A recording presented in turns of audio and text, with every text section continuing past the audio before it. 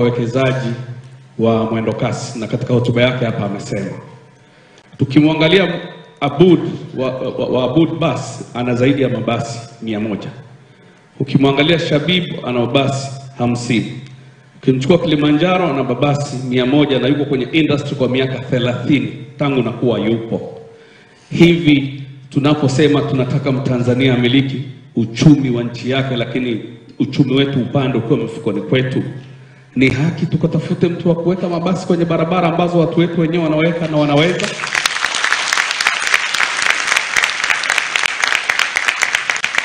Kakaangu mkuu wa chuo, makamu mkuu wa chuo, wakati huu ambao sisi tumeliona kwa macho tu ya rohoni kwamba kuna tatizo, vipi ninyi wasomi wetu mmetusaidia vipi kuangalia wakati mnaona nchi ikivamiwa na wageni katika biashara vidogo vidogo? Ninyi mlishauri vipi serikali? Na hata sheria, baada ya kuomba tumetoa sheria, lakini tumeambiwa utekelezaji wake umekuwa ni mgumu na imekuwa ni ngumu sana. Kwa hiyo katika uongozi wangu wa miezi michache, miezi 9-10 pale Kariakoo, profesa anajua huwa ananikwepa, lakini tumepita wakati mgumu sana. Amemwachia rafiki yake waziri wa viwanda na biashara.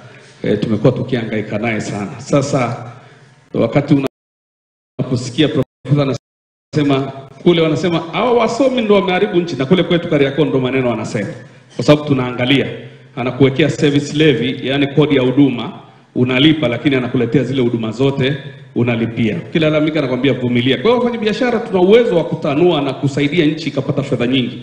Maana kuna wakati unaona nchi anasema tumekopa bilioni 20 kuweka mradi fulani, ambao tungechukua watu watatu pale Kariakoo, wekeni hapa, badala ya kufanya hivi basi, kwa sababu hela nyingi zipo, lakini watu wanaangalia tunawekeza wapi. Kwenye biashara wageni wamechukua, hauuzi.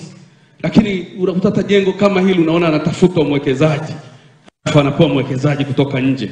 Lini tutawezesha watu wetu kwa vitendo kumiliki na kuendesha uchumi wa nchi, badala ya kuanzisha kila siku kauli mbiu mpya ambazo hatuoni zikitufikisha popote? Asante sana. Asante. Kaka dakika moja.